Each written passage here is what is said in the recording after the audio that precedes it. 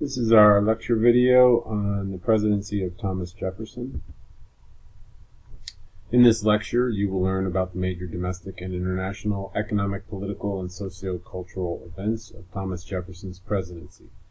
At the end of this video, you need to be able to describe the following: the election of 1800 and the emergence of political parties, the Marbury versus Madison Supreme Court case and the power of judicial review, Jefferson's first inaugural address, the Louisiana Purchase, the Marbury Wars, the Lewis and Clark and Pike expeditions, the conflict between Alexander Hamilton and Aaron Burr, and the Embargo of 1807.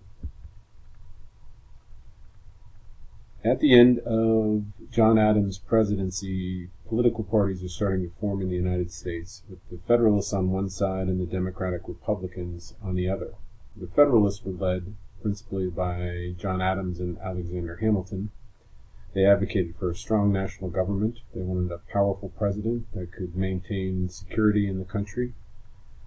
They thought it was important that Americans sacrifice some of their personal freedom in order to obtain better national security. They supported typically manufacturing in their economic policies. They tended to believe that the wealthiest and most educated people in the country should be responsible with running the country and ruling it.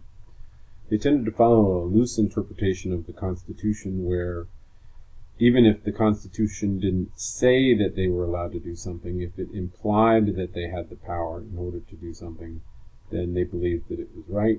And they also looked towards the British in foreign policy and wanted to align with the British in the wars in Europe. The Democratic Republicans were led by Thomas Jefferson and Aaron Burr. It's interesting that these parties are forming while Thomas Jefferson is the vice president to John Adams. They tended to advocate for stronger state governments over national governments. They wanted to limit the power of the president. They really feared the president could be somebody who could take away somebody's civil liberties, which they would point to the Alien and Sedition Acts as evidence of this. They tended to favor liberty and personal freedom over security. Their economic policies usually tried to support agriculture. They believed that rule should be more democratic and by all people, as opposed to just the wealthy, the most educated, the most powerful. They expressed a strict interpretation of the Constitution. They did not want the government to have any power that wasn't expressly written in the Constitution.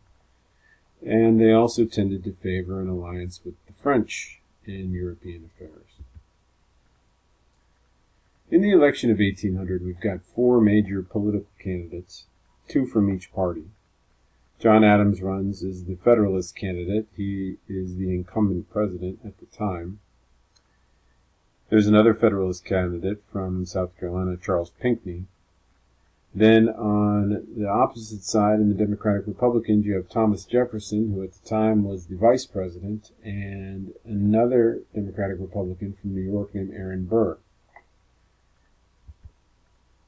The election doesn't go well for the Federalists. Their actions with the Alien and Sedition Acts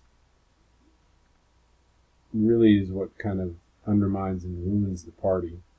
And when the electoral votes are counted, it's the Democratic Republicans that have the most votes. And because at the time, candidates would cast, or the electors would cast two ballots, both Jefferson and Burr got the same amount of votes. So it was a tie, and it had to be settled by the House of Representatives. So they keep voting, and they keep voting. 35 votes, and it's still a tie in the House of Representatives. Finally, Alexander Hamilton, who's a Federalist, kind of steps in and campaigns for Jefferson. And he does this not because he's a great fan of Jefferson. They were rivals when they were both members of Washington's cabinet. But he absolutely hates Aaron Burr. They're both from New York. There was a lot of bad blood between these two guys. So he gets some Federalists to change their votes around and pick Jefferson. And this is what ends up breaking the tie. And in February of 1801, Jefferson is inaugurated and becomes president. So in Jefferson's inaugural address, and an inaugural address is a speech that presidents usually give at the beginning of their term, a lot of the Federalists were really worried about Jefferson because there had been so much partisan politics while John Adams was president, and because Adams and the Federalists had passed laws that allowed people who spoke out against the government to be thrown in jail. That was the Sedition Acts. And the Federalists were really worried that now that Jefferson was in charge, he was going to use those Sedition Acts that the Federalists had passed to silence them and throw them in jail. And Jefferson kind of took the noble route, and in his inaugural address, he expressed an interest in trying to heal the wounds between the two parties and kind of bring to a close the heavy political partisanship that had been going on. There's a famous quote in the speech where he says, "We are all Republicans, we are all Federalists." That's his way of saying that we're all one people, we're all Americans, we need to stick together.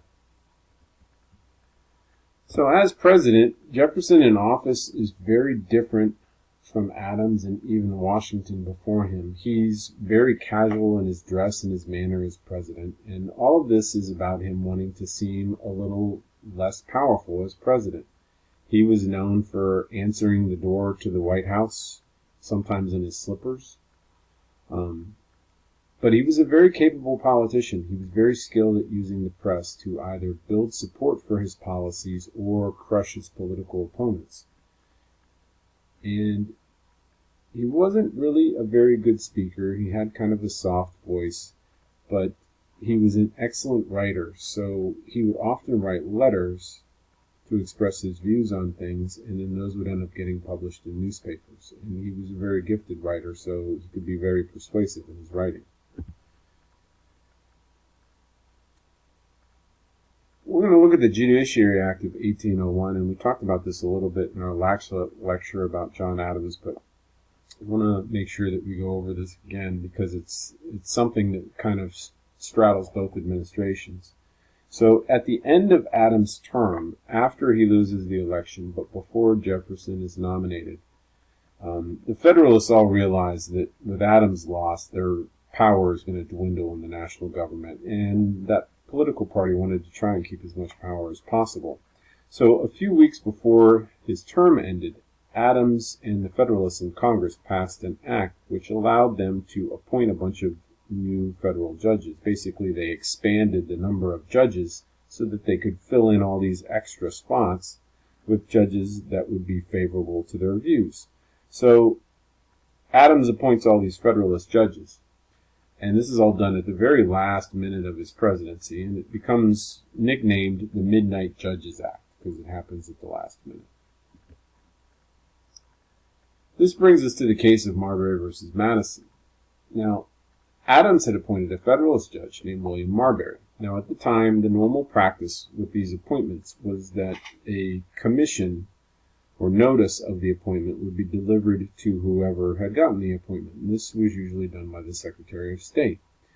Now, by the time Adams leaves office, a lot of these commissions haven't even been delivered yet because they appointed so many people at the last minute. So when Jefferson takes over, his new Secretary of State is James Madison. He's got a bunch of these Federalist appointments that he's supposed to deliver, and he's not real keen on delivering them. So Jefferson didn't want to honor the appointment of William Marbury, so Madison doesn't bother delivering the commission. William Marbury ends up suing Madison, who is at the time the sitting Secretary of State. And because this is a lawsuit involving somebody who probably should be a federal judge and the current Secretary of State, the Supreme Court is going to hear arguments on this case and rule on it. Now, the court rules in Marbury's favor, but it goes a step further, and this is what makes this court case really important. In the ruling, the Supreme Court sets out the three principles of judicial review, which is the Supreme Court's greatest power. They said, number one, that the Constitution is the supreme law of the United States. It's the law above all other laws. Number two, when a law conflicts with the Constitution must be followed. And this has been interpreted very broadly in that not just laws, but actions of the government. finally, and third, the judicial branch's job is to uphold the Constitution and say what the Constitution means. In Chief Justice John Marshall's, in his own words, he wrote, "It is emphatically the province and duty of the judicial department to say what the law is." And this is what we really think of the Supreme Court as doing today. It's their job to interpret the laws and make sure that the Constitution is followed. So this brings us to the Louisiana Purchase. This is probably the event that Jefferson is most known for in his presidency. So at this time, Jefferson sent a delegation to negotiate in France the purchase of New Orleans. So New Orleans is at the end of the Mississippi River, and the Mississippi River was crucial to agricultural commerce in the United States. Lots of farmers would put all of their crops on barges, and they would float the barges down along the Mississippi River to New Orleans, where they could then be sold to ships and then shipped out anywhere in the world. So this river was vital to the economy of the United States. Jefferson's thought was, if we can buy New Orleans, then we don't have to worry about the fact that it's under French control. We don't have to worry about the French taxing the Americans, the French closing the port and not letting the Americans use it. Now, the leader of France at the time is that guy in the picture. His name was Napoleon. Napoleon was a military conqueror. And at the time, he was busy marching his armies all over Europe, trying to conquer all of Europe. And he needed money. And he was really concerned that he might not even be able to protect the Louisiana Territory if the Americans tried to take it by force. His problems get compounded in that at the time, really the jewel in the crown as far as France's American empire was the island of Haiti. And conditions in Haiti were horrible for slaves, but it was the prime sugar-producing region for France. The slaves in Haiti are going to end up engaging in a revolt and a revolution, and they are going to rise up. They're going to kill their white masters, and Napoleon's going to be unsuccessful in reconquering Haiti. And really, the only thing he really needed Louisiana for is he used the territory of Louisiana to grow food, which would then be shipped to Haiti to keep all these slaves fed. Once he loses Haiti, he feels like his need to keep Louisiana isn't as great as his need to get some extra money. So he ends up offering, instead of just selling New Orleans, to sell the entire Louisiana territory for what at the time was a bargain price of $15 million. Now, when this offer comes through, Jefferson is worried about the purchase. He really does not think the president has the authority to make this kind of a deal. But he really can't pass on a deal that's going to double the size of the United States. So he's going to kind of step outside of what the Constitution says, and he's going to make the big deal because it's really too good to pass up. So the area that the United States purchases pretty much doubles the size of the United States. New Orleans would have been located right down here. The Mississippi River runs right along here, and this is what was really important to the Americans. But they're going to purchase all this new area, which was sparsely populated, at least with people of European ancestry. There are lots of Native Americans that still live in this area. But when Jefferson buys this, they really don't know a whole lot about this landmass that's here. They know a lot about the area down around New Orleans, but this up here is still kind of a mystery to them. So Jefferson needed information on this new territory. Principally, he thought it would be a great benefit if there was a possible water route that would connect the Mississippi River and the Pacific. That might make it possible to actually ship by boat goods from one coast of North America to the other. He's going to end up choosing two explorers, Meriwether Lewis and William Clark, to lead an expedition into this new area. Their expedition leaves St. Charles, Missouri in May of 1804. Over the course of this nearly 2-year-long expedition, they're going to be confronted by harsh weather, dangerous terrain, hostile Native Americans, disease, and starvation. They're traveling through areas with no roads. Really, no maps, and they're taking lots of notes about what they're finding along the way. Their journey is going to take them from Missouri up the Missouri River. Once they get to the head of the mouth of the source of the Missouri River, they're going to end up traveling overlands across the Rocky Mountains. Eventually, they're going to find their way along the Columbia River and make their way to the West Coast. I believe they end up at Astoria in Oregon, is the name of where they would be nowadays. So over the course of this journey, they're going to travel about 8,000 miles. They got some assistance from a couple of noteworthy people that we're going to mention. One was Sacagawea. Sacagawea was a Native American woman. She was pregnant at the time. She was the wife of a French trapper. And she actually went with them and served as a guide and interpreter on their journey. Another noteworthy person was a slave named York. He had been Clark's slave, and he participated in the expedition. And actually, while they were on the expedition, he was treated like everybody else who was on the expedition. But that's not how slavery works back in the United States. So when they get back home, he is basically forced back into a slave life, and the privileges that he enjoyed on the journey are all, and his, contribution is all forgotten. So the expedition is going to end up returning to St. Louis, Missouri in September of 1806. They're going to have all kinds of valuable information on the geography, the climate, the Native American tribes that live there, plant and animal life. Jefferson is going to send out another expedition to explore the other areas of the Louisiana Purchase. He's going to send a guy by the name of Zebulon Pike, and he's going to lead two expeditions. The first expedition, he travels up the Mississippi River to try and find the source of the river. This is going to go on from August of 1805 to April of 1806.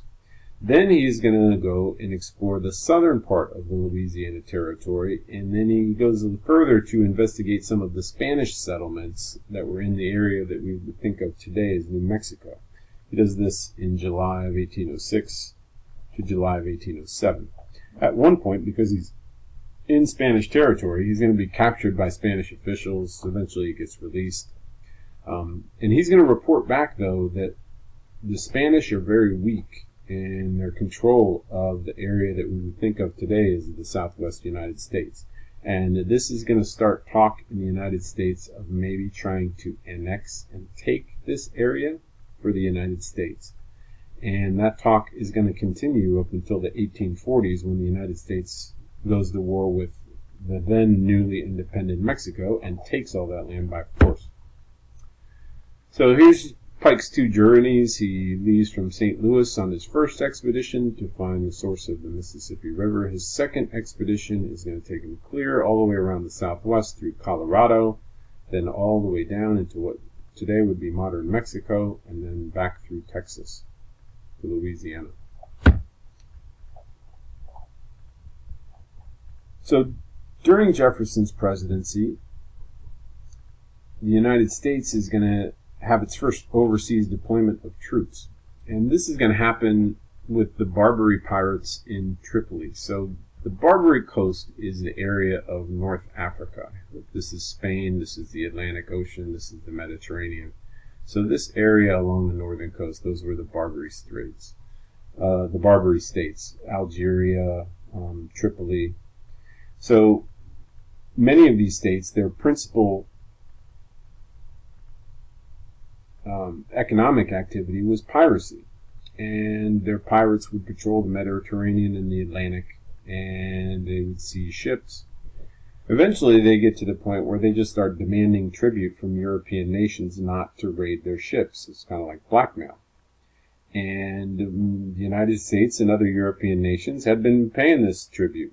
Well, when Jefferson takes over, they feel like, oh, maybe this is an opportunity. We got a new guy here. Let's raise the tribute and get some more money. And Jefferson actually doesn't decide to pay it. He decides that he's going to send the American Navy that was actually founded and built by his predecessor, John Adams. The American Marines are going to land in Tripoli, which is right about there. And when they land there, this is the first overseas deployment of the American military. And this war is known as the First Marbury War. It goes on from May of 1801 to June of 1805. And the Americans are going to end up being victorious in this conflict and not going to have to worry about the tribute anymore. So while all this is going on, there's still this heated dispute between Alexander Hamilton and Aaron Burr. And their rivalry was both political and personal. And eventually it's going to lead to these two guys getting into a pistol duel, with Burr challenging Hamilton. And such duels did happen back then. They were usually resolved peacefully. It was kind of like a glorified game of chicken, where they'd face each other down and then one guy would end up apologizing and things like that. But that's not what happened this time. So Hamilton ends up being killed by Burr in July of 1804 in this duel.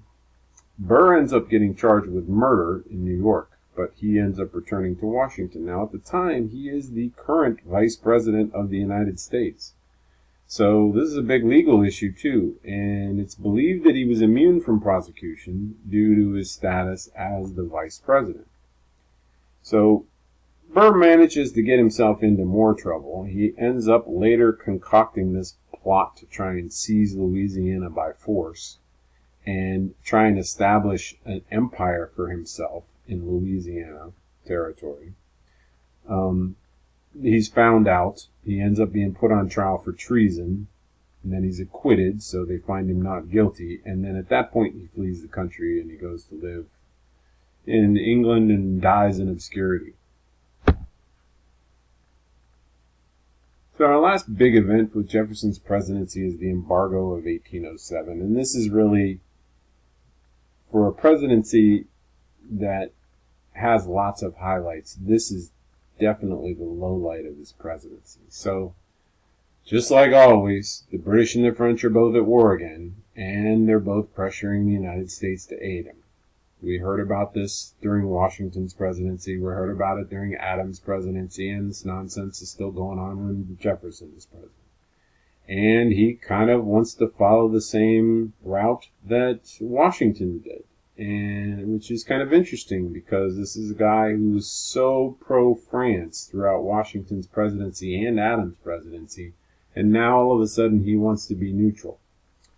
So he works with Congress to pass the Embargo Act in December of 1807. Now this Embargo Act actually stops all American trade with all foreign nations. So he's bringing all trade to a complete stop.